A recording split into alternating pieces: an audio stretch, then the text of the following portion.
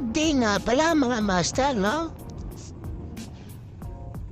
Ang mapapanood nyo nga pala dyan is short ride to ay biyangtana yan, no? Ang gamit natin is X-Max version 2 2023 yan. Tingnan natin paano suminit yung kamote.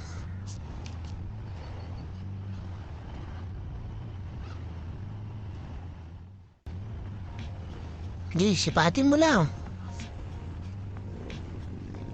Kaya mo. Sige. Pakasmat naman ng pagsinit, no? Nga pala, no? So ano lang yan, no? Full ride lang ang ginawa ko dyan. So wala tayong mga maximum throttle na naganap talaga dyan. So half throttle, lahat naman half throttle lang. Yun, medyo dyan is the part na medyo busy area yan, you know. Same time, kaya naman natin siya minit dyan. Pag-usapan natin dyan yung X-Max, no? 300cc sa 150 siya. Parang magsasabi dyan na siyempre 300cc, no? Pero at the same time, ang pinagkaiba talaga is yung presyo at the same time. Yung magiging driving habit mo na rito pagdating sa ganitong kalaking sisi na motor, no? Pa-smooth na ito i-drive, guys. Kung ako sa inyo, kung mga nagbabalak mag-upgrade ng 300cc na motor,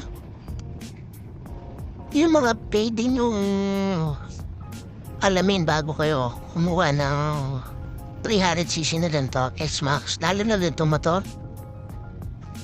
Kung mga 5, 6, 7 or same height lang tayo, no? So, kailangan nyo talaga dito na pabawasan yung upuan. Yung foam niya at the same time, or flat seat na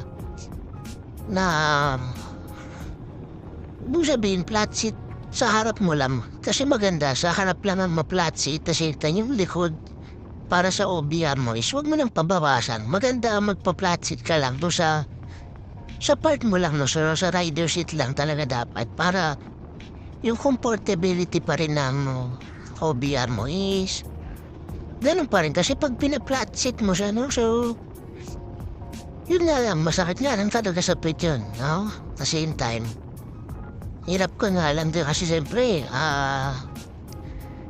matatagtag ka pag mga ganyan biyahe, mga ilang oras, no? Kaya the best pa rin, kung pinaka gawin mo agad is magpatabas ka ng upuan na fit sa'yo na alam mo na doon ka komportable, no? Yun, the same time, kung panggabi naman, hindi ko mag-ride ka naman ng gabi o bumabiyahe ka ng gabi. Mas preferred ko na magpalagay ka na rin agad na MDL or yung mga nabibili na aftermarket na dagdag ilaw sa kalsada ng paggabi. Yung ganda ng view. Yun ang hinahanap ko. So, yun yan, no? MDL palagi ka sa gabi kasi para saan medyo hindi ganun kaliwanag yung sa headlight nito, no? So talaga nag-night ride ka or mabiyahe ka ng gabi or mga lang, kailangan mo talaga ng ilaw. Yun ang isa sa kailangan upgrade ka na agad, no? Sa gulong hindi naman so test ko yung gulong yan. So, 2,000 kilometer na yan. So, smooth naman, makapit. Para sa akin is, natry ko na rin yan So, semi-banking ba? So, natry ko na rin yan. Makapit at the same time. Hindi siya yung mga pag ginamit mo sa mga banking na ganyan. Yung may bitaw, hindi, talagang smooth siya kahit abang nakatagilid siya, no? So, pero wala tayong maximum throttle na naganap yan. So, ano lang talaga, so half throttle lang yan. Yun ang kagandahan, no?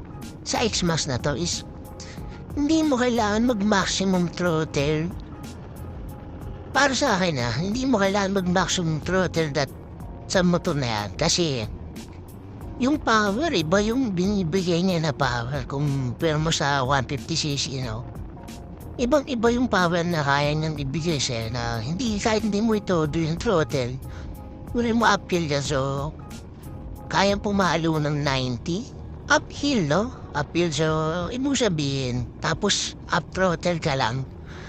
Ano pa kaya kung di ba? Alam mo yung pwedeng, so kaya, yun nga lang, kailangan, disiplina pa rin sa at the same time, isipin mo rin na may uuwi ka pang pamilya, no?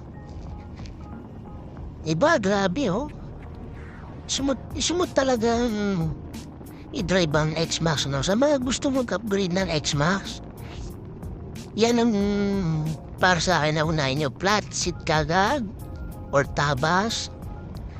Ngayon, the same time, kung hindi ka naman talaga, alam mo yun, yung parang metro riding ka lang, hindi ka yung mga, walang masyadong mga humps, pwede kang magbawas ng shock, so, para sa akin, recommended ko na siya, or kung hindi ka nag-OBR, wala masyadong obrat, recommended ko na siya, no, siguro kahit mga size na 330, yeah, mag 305, mga ganyan sa shock na yan.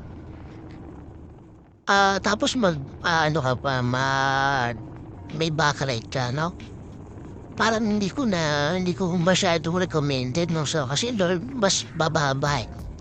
Hindi mo masasabi kasi na regarding do sa abot mo na eh. Abot mo siya pero ang magiging mo dyan is hindi ka pwedeng magpatakbo ng bara-bara or the same time na para masabi ko na panday daily ride mo siya tapos magdi-deliver ka tapos mapupunta ka doon sa may mga subdivision na hindi naman lahat is may kulay yung humps nila, no? So, yun nga lang surprise ka ron. Kailangan talaga mas active to sa daan. Hindi naman, siyempre tayo, minsan, hindi naman lagi natin may part na hindi na pala ito na yung house. So, yun lang ang masabi ko na wag masyadong lower. Kung talagang dito lang metro riding lang, the same time is mga chill lang. So, okay yun. Pag lower ka, the same time, yung harapan, front shock mo, 2 inches yata, marami rin pagawa ng. So, search ka lang sa internet. The same time, mas maganda sa trusted mechanic talaga, no? Kung may kilala ang mechanic, the same time, bigay mo lang yung mo sa kanya, no? Kung possible na comment mo, no? Kaso kung para sa akin, no? Ang X-Max kasi mataas eh. So, mataas or parang sinasabi na malapad nga yung upuan eh, no?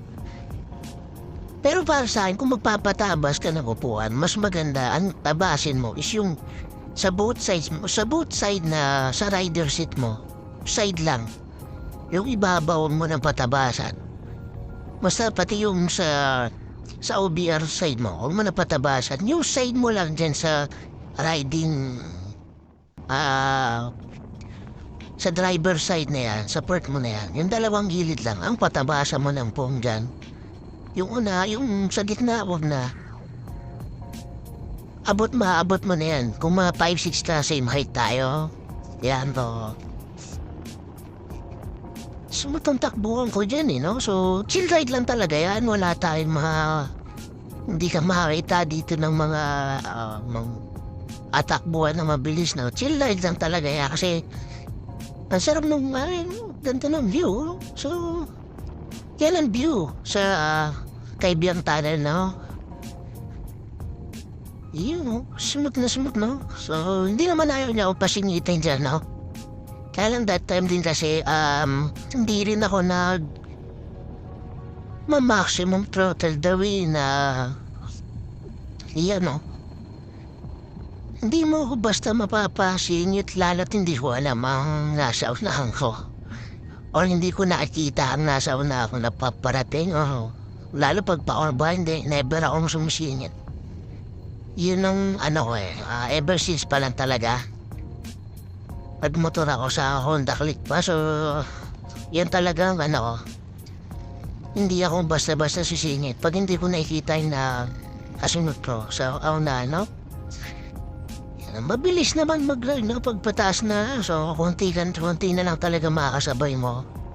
Tsaka ang ganda ng view dito, so sa mga nagbabalak pag-ride na 5 year, hala ko madami pa rin ulit. Madami pa rin tumatakilig sa kaibigan, so iba pa rin yung ambience sa kaibigan. Tignan mo yun, ang dahil pa rin puno, no? So, ibang klase stress. Matatanggal ang stress mo rito pag dito ka nag-ride. So, mas maganda chill ride lang, no? So, hindi ko na rin kasi, binala ko rin mag-Antipolo or Marilaki, mag-ride sa Marilaki. Pero, base sa babasa ko sa news or the same time sa napapanood ko sa social media, nagulat ako, ang dami ng, ibig sabihin na, may mga makakasabay na alam na talagang bumabakbak magpatakbo. So, para sa akin is, hindi ko pwedeng isabay yung sarili ko doon, no? So, same time, dito lang tayo sa mga chill ride na muna. So, pwede naman magmarilaki. Siyempre, ikaw pa rin naman nakakalam kung kaya mong bumasa ng mga rider or the same time is umiwas ka na lang sa ibang rider na alam mo, bumabakbak, paunahin mo na lang. So, yun naman hindi naman kailangan natin pauna, hindi naman tayo racer natin, no? Namnamin natin yung ganda yan, no? Ganda ng yun, no? So, bagay nasanay kasi ako sa metro, so, puro establishment ang nakikita o building. Pero dito, ito yung, para sa akin yun, yung ganyan makita mo sa twice a month, nakakabawas talaga ng stress yan. Particular doon sa mga trabaho is yun talagang may, siyempre, alam mo na, mabigat ang trabaho. Dahil mga nag-iisip, mga nag-overthink, so maganda mag-ride sa kaibigan. Pero maganda chill pa rin. Yun, dami tao sa kaibigan. Yun. Yan, di pa rin ako bakbak dyan. So,